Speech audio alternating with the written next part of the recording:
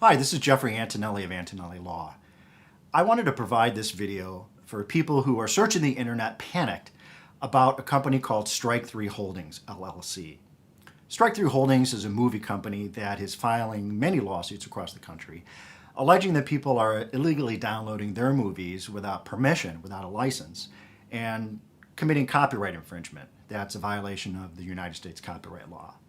So you're probably only made aware of this, and we're blindsided, for most of you anyway, by receiving a notification from your internet service provider or ISP like Comcast or AT&T or Verizon, and you're trying to figure out what is a motion to quash, how much time do you have to file the motion to quash, can I find a lawyer who's experienced in doing this, and if you didn't do this, how the heck did this happen? So this video is not for a lengthy expose of all the things that we've learned in the past 10 years dealing with BitTorrent copyright infringement suits across the country, but rather to give you some succinct information to help you. And I want to focus on that date that your letter is giving you because it's really important. So let's say today is September 1st and the subpoena and the letter that accompanies it is telling you that your name is going to be revealed by, say, October 1st, unless the court has been notified by filing a motion to quash and you've provided a copy of that to your internet provider. So if it's in September and October 1st is coming up, you need to start making some inquiries.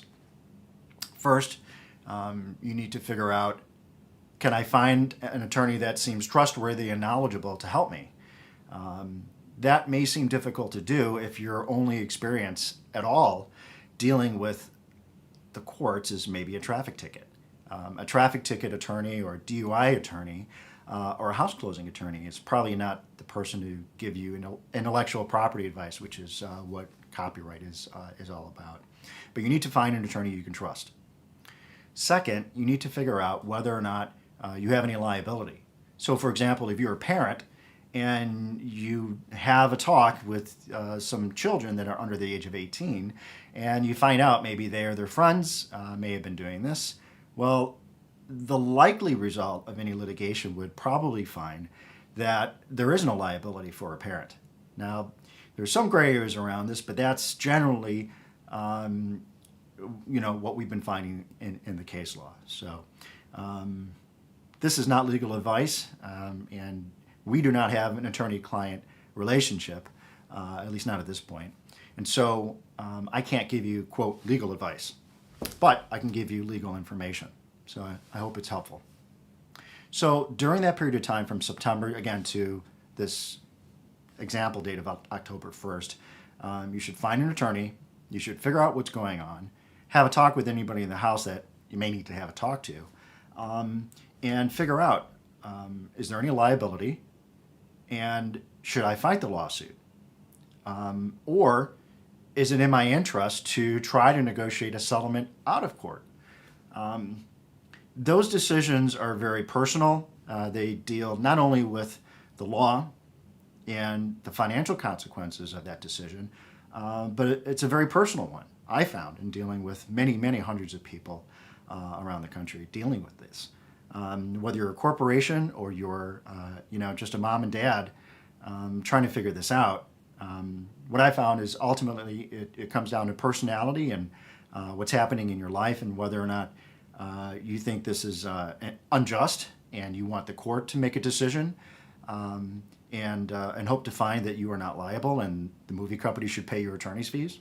In other words, fighting it in court.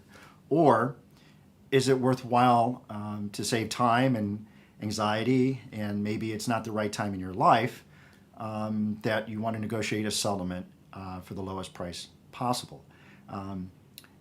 That decision ultimately is one that you should make, again, well before October 1st, if possible, in this hypothetical example I'm giving you. But it's an important one. And so, again, I want you to make sure you find an attorney you can trust who's knowledgeable about BitTorrent copyright infringement lawsuits. I want you to talk to your family members if appropriate. And don't miss that date, because once you miss that date, you have less options. So the final thing I want to mention is that there have been things on the internet that are either untrue or are woefully outdated, where people will think you can just ignore something like this. They're wrong. So first, do not ignore a summons. If you are served with a summons, it will say summons on the legal document. Do not ignore it. Find a lawyer right away. If you have to, show up in court yourself without an attorney, but try to find an attorney right away. Do not ignore it. Typically, you have 21 days to file paperwork in court, and you don't want to lose options that you might otherwise have. But there were some lawsuits years ago where I don't want to get into the details of it, but basically they were not focused against one person. They were focused on a group of people, and there were times when people made a rational choice to wait it out and see if anything actually came of it, or maybe it just blew over. Strike Through Holdings lawsuits at this point in time, August 2021, is not that way. If you are in a state or jurisdiction where Strike Through Holdings is actually filing federal lawsuits alleging copyright infringement, you need to take this seriously. So again, talk to a lawyer, figure out what's going on if you can, and don't blow that date that your internet letter tells you is the last date to file something in court and give them notification. So thank you for watching this video, and I hope it's been helpful. Thank you.